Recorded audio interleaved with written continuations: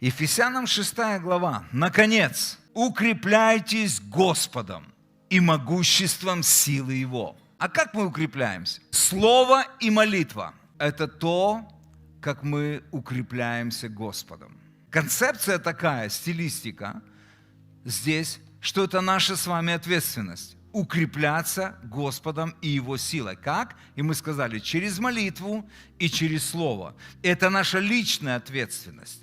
Ты не можешь укрепиться за своего брата, за свою сестру, ты не можешь укрепиться за своего мужа, ты не можешь укрепиться за свою жену. Это лично твоя ответственность.